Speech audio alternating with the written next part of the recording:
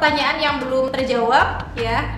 Yang pertama, hobi saya otomotif, setiap libur anak saya ajak ke bengkel. Pertanyaannya, anak saya kan laki-laki, biasanya selalu dekat dengan ibu.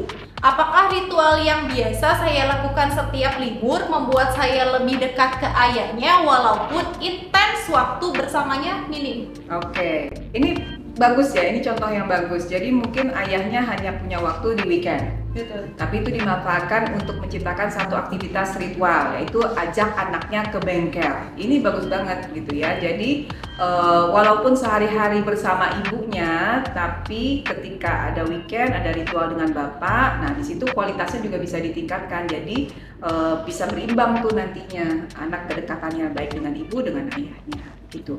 Asalkan ketika waktu bersama ayahnya tidak banyak mengkritik ya, gitu. Jadi nanti pokoknya dibawa santai aja sehingga anak juga menikmati waktu bersama dengan ayahnya setiap libur sama ayahnya ke bengkel tuh. Jadi dia semangat gitu. Oh ini asik, besok libur ayah pasti ngajak aku ke bengkel lagi. Jadi buat anak menanti-nantikan hal itu. Oke, mungkin bisa dibeliin mainan bengkel. Jangan dibeliin mainan juga. Orang setiap itu dibeliin mainan. Oke, selanjutnya bagaimana cara membagi waktu bersama? Karena pada saat saya libur, anak pertama maunya sama saya terus, Bu. Anak pertama itu 3,5 tahun dan anak kedua 5 bulan. Nah, ini dia tantangannya. Tapi di sisi bagusnya adalah ini yang bertanya berarti memang ayah yang ditunggu-tunggu, yang disayang sama anaknya ya. Ternyata anak-anaknya berebut nih mau sama ayahnya terus gitu. Jadi dibagi aja Pak waktunya gitu ya. Jadi untuk anak pertama jam berapa sampai jam berapa, dan itu dipajang waktunya gitu ya, dipajang, ditulis, dipajang, sehingga setiap anak yang usia 5 bulan tentu nggak ini ya, belum terlalu enggak gitu ya, tapi paling nggak si kakak bisa tahu gitu, oh jatahku tuh dari jam segini sampai jam segini, terus habis itu jatah adik dari jam berapa sampai jam berapa. Jadi jelas ketika anak melihat teratur gitu ya, dia bisa prediksi kapan gitu, dia itu membuat anak menjadi lebih tenang dan merasa aman juga. Oke, manajemen waktu ya Bu ya? Ya. Oke, selanjutnya bagaimana agar anak kita saling bisa mengerti dengan kedua orang tuanya? Banyak ngobrol. Banyak ngobrol ya Bu, interaksi ya? Banyak ngobrol, dan gini, satu kuncinya di seringkali kita kalau orang tua ngobrol sama anak gitu ya, lebih banyak menggunakan you message tuh kamu gitu ya. Jadi kalimatnya lebih banyak yang keluar dari orang tua tuh dengan kata kamu tuh ya harusnya belajar ini, kamu tuh ya begini, nggak boleh rela kamu gitu ya. Tapi kita lupa bahwa anak juga perlu mendengar apa yang kita rasakan gitu ya. Misalnya ayah seneng banget deh kalau ayah pulang kantor kamu sudah mandi, sudah bersih, sudah tidak rewel. Nah seperti itu. Jadi ungkapkan, jadi dengan demikian anak membaca ya, oh ayah tuh sukanya kalau aku nggak rewel, aku udah mandi kalau ayah pulang kantor. Nah seperti itu.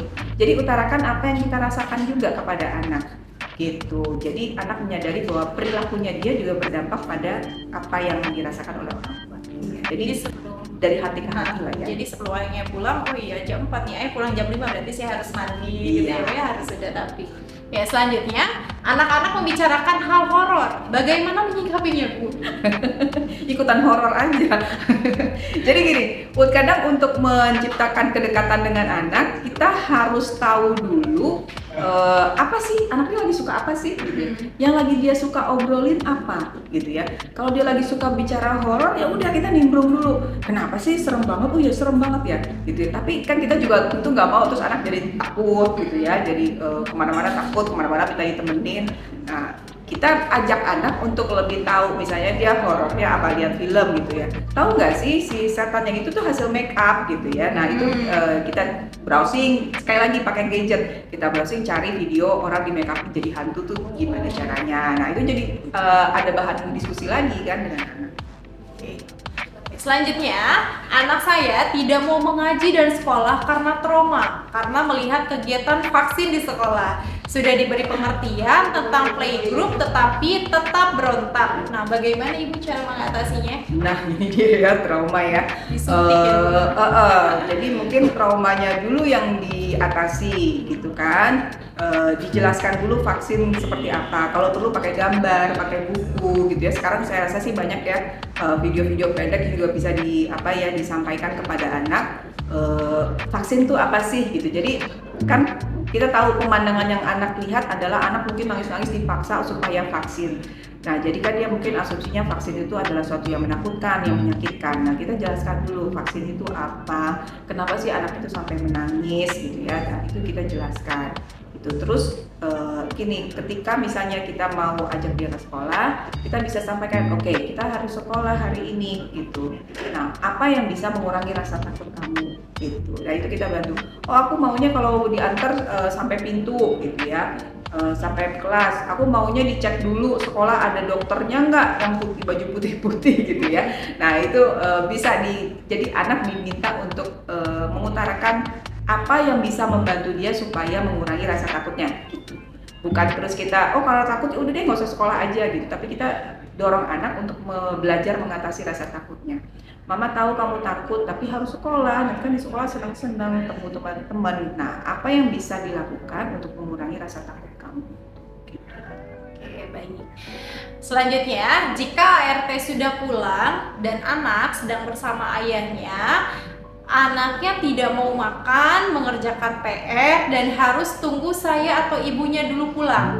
Sedangkan saya pulang larut malam dan besok harus bangun pagi lagi, Bu. Nah, itu gimana Bu cara mengatasinya?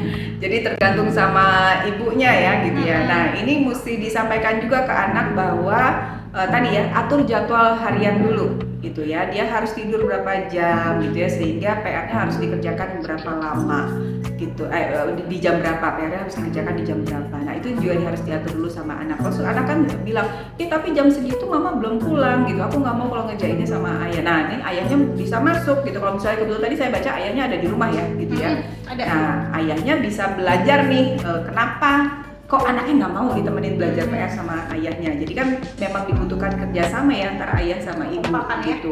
Karena nggak bagus juga kalau anaknya harus menunggu sampai larut malam nunggu ibunya pulang gitu. Nggak bagus juga kalau anak punya ketergantungan seperti itu gitu ya. Nah, untuk dari sisi ibu bisa switch. Oke, ibu kan nggak bisa nemenin kamu nemenin PR, tapi kita bisa apa? Ibu yang bacain buku cerita ya malam ya. Jadi bacain PR-nya sama ayah. Nah, di satu sisi ayahnya lagi juga harus belajar bagaimana supaya anak nyaman bikin PR ditemani oleh ayah. Gitu. Selanjutnya, anak usia 3 tahun terbiasanya manja dan meminta apapun ke ibu dan tidak berani minta ke ayahnya. Apa dampak terhadap perkembangan anak tersebut? Ya, dia lebih ke ibunya ya, dan ayahnya rugi. Gitu sih. Jadi harus dievaluasi nih, kenapa nih anaknya sampai nggak berani sama ayahnya gitu ya.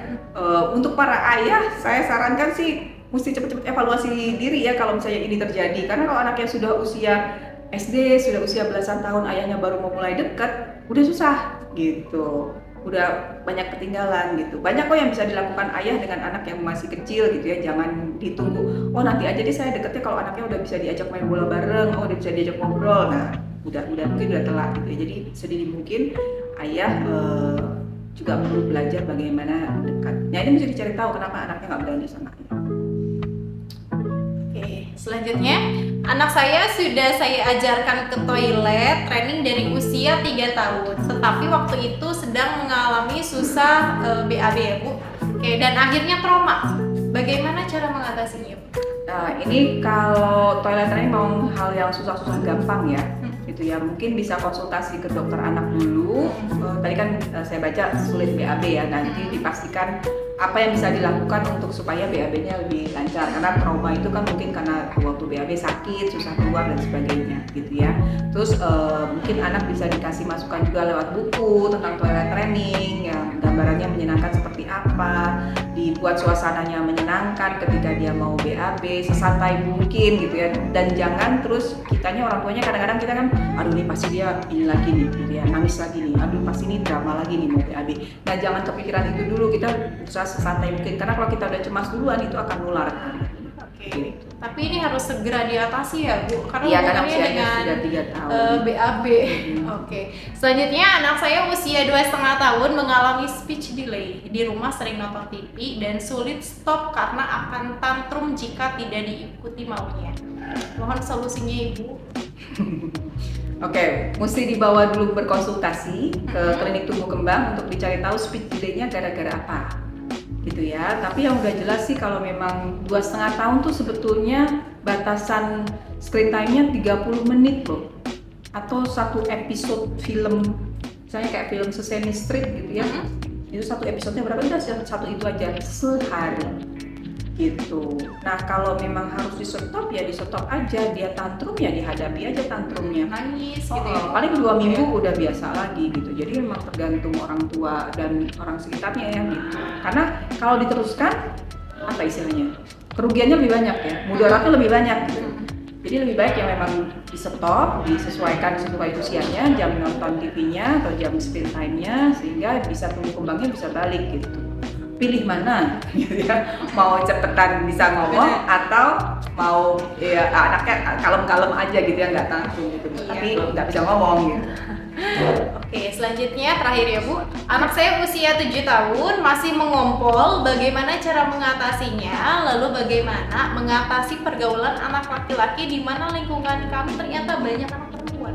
Oke, umur 7 tahun masih ngomong, pertanyaannya apakah pernah ada periode kering? Ya periode kering itu maksudnya apakah dia pernah stop ngompol sebelumnya gitu ya, terus ini kembali mengompol, nah itu biasanya kaitannya dengan masalah emosi. Tapi kalau memang dari dulu nggak pernah berhenti memang ngompol terus ya, nggak ada periode keringnya, nah ini mesti dicek ke dokter apakah ada gangguan di kandungan kemih sama kencingnya gitu ya, nah itu mesti dicek. Terus mengatasi pergaulan anak laki-laki di mana lingkungan banyak anak perempuan, ya diusahakan nggak usah terlalu khawatir ya selama si anak ini tahu betul dia laki-laki dan hubungan dengan ayahnya bagus, dekat. Oke, baik So Happy, berikut pertanyaan yang sudah dijawab oleh Ibu Vera. Jangan lupa tetap ikuti kegiatan kami Healthy Lifestyle Pizza Hut Indonesia dan jangan lupa like, komen, dan subscribe. Terima kasih.